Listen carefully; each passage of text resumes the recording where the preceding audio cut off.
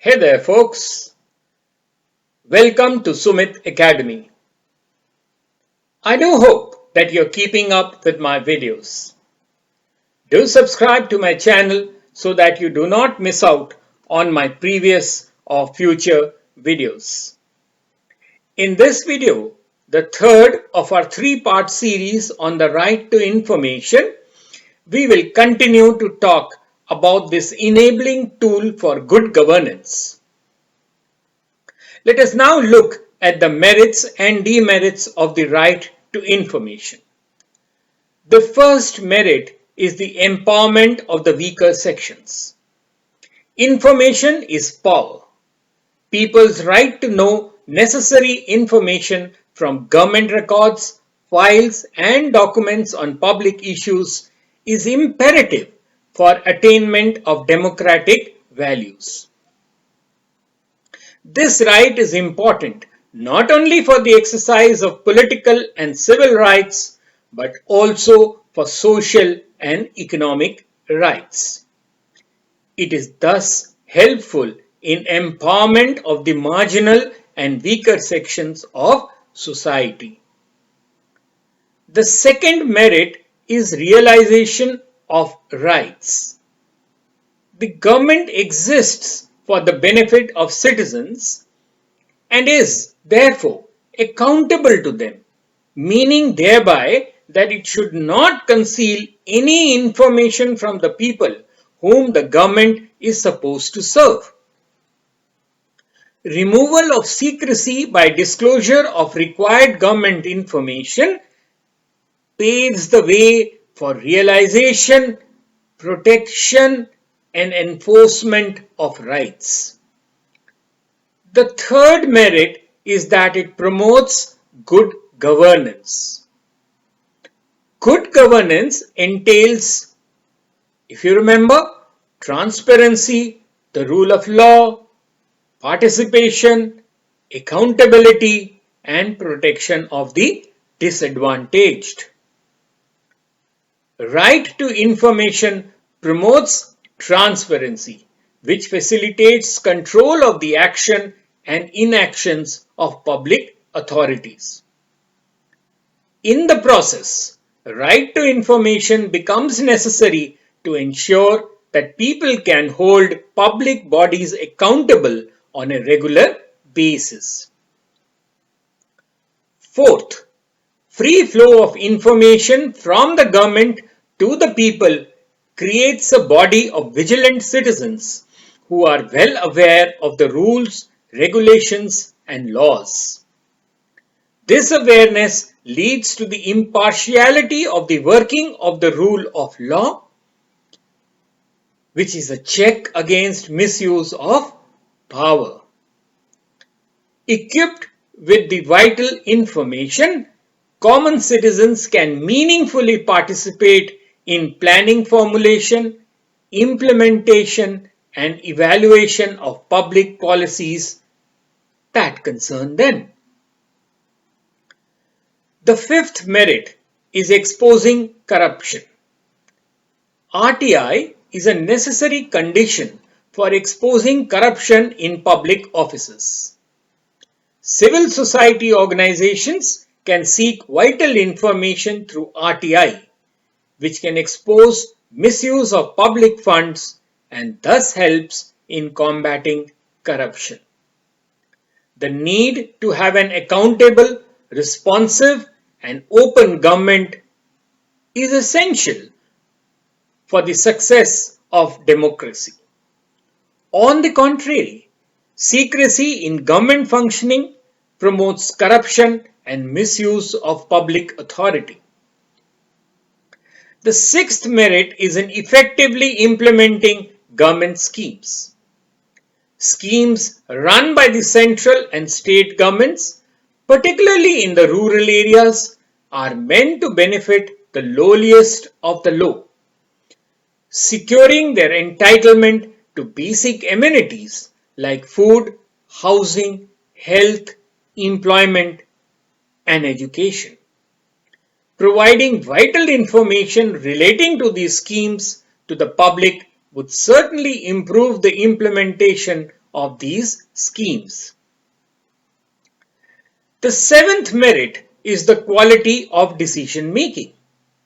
The most feared element amongst the rulers of all regimes has been an active, aware, and informed citizen. As a result of the right to information, people have access to information about the governmental operations. Ensuring people's participation in decision making and their valuable feedback on various developmental projects is essential for winning the trust and confidence of the general public in the government. Now let's look at the other side, that is the demerits of RTI. The first demerit is poor maintenance of records. Records are not maintained properly, indexing of records is not carried out, annual statements and reports are not maintained, online maintenance and updating of records are not done. Non-availability of basic infrastructure like photocopiers, soft copies, especially at the panchayat level, is an impediment to the effective implementation of the RTI Act. The second demerit is regarding appointment of the PIO. Persons appointed as state PIO and assistant PIOs often lack the required academic or professional background. Their understanding of the Act is poor. The lack of training to PIOs as first appellate authorities, inadequate staff, and improper record-keeping systems have proved to be a great hurdle in providing information to the public. The third demerit is the lack of uniformity of rules.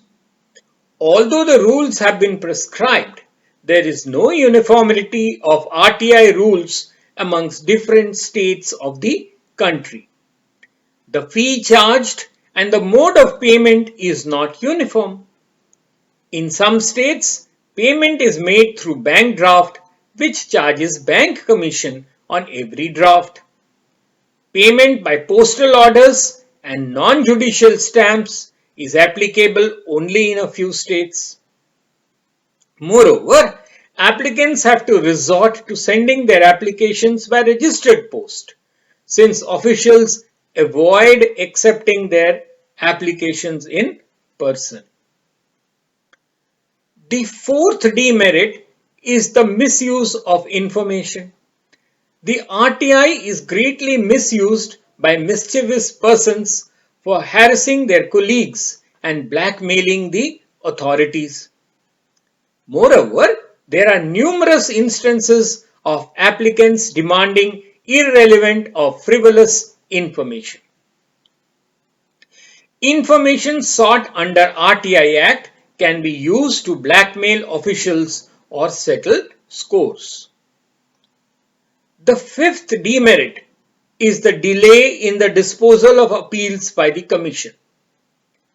A time limit for deciding cases has been fixed by the Act for the PIOs and the appellate authorities, but no such time limit has been fixed for the Commission. Therefore, there is a high level of pendency and inordinate delays in the disposal of appeals by the Commission. Delay in disposing cases results in the increasing number of pending cases, which is very discouraging for citizens and keeps them from filing appeals. As a result, the very purpose of the Act is defeated. The sixth demerit is lack of awareness. As in the case of other policy decisions, even RTI awareness in common public is low. Guidelines relating to the Act have not been widely disseminated. particularly in the rural areas. Awareness is lacking not only among the information seekers but also among the information providers. The role of the government in increasing awareness among the public, especially the marginalized, has been very disappointing. The seventh demerit deals with inadequate definitions. There are words which have not been adequately defined by the RTI Act, like substantial financing and indirect financing, since the terms are interpreted differently by different states. Similarly, the Act does not define the information falling under life and liberty. The term public interest has not been defined anywhere in the Act. The eighth and final demerit deals with favoritism or bias. The majority of the information commissioners at the center and state level are former bureaucrats, and therefore they tend to favor officials and are reluctant to fine them even if they do not comply with the CIC's orders. The Indian state also continues to withhold information on grounds of sovereignty, integrity, security, and personal grounds. So, is there an alternative way to improve the functioning of the RTI Act? The RTI Act is an effective tool for ensuring transparent, people-centric, and accountable administration. Although the mere act is not sufficient, creating a culture and mindset for supporting such legislations is also important. A law on the subject will not succeed unless it contains three provisions. The first one is that there must be an unequivocal declaration that the general principle is to ensure public access to documents. The second is that types of matter which may legitimately be kept secret should be identified specifically. The third provision is that the law should provide a right of appeal to an independent authority, such as the courts or an ombudsman, or preferably both. Governments rarely surrender any of their powers voluntarily. Since monopoly over information gives them power, such a law will not be adopted without strong pressure from all segments of society that suffer under the traditional system of discretionary secrecy. In conclusion, we may say that the RTI is a bold attempt in translating a culture of openness from the culture of secrecy in public administration. Access to information is important in combating corruption and malpractice in administration. Information can empower the weaker sections of society who can make conscious choices concerning their welfare. Thus, right to information, if effectively implemented, can usher in people-centric governance and strengthened participatory democracy. Well, that's all from me in this, the third and final video from our three-part series on the right to information. I hope you liked this video. Do share it on your Facebook page and do subscribe to my channel so that you do not miss out on my previous or future videos. Till later then, cheerio.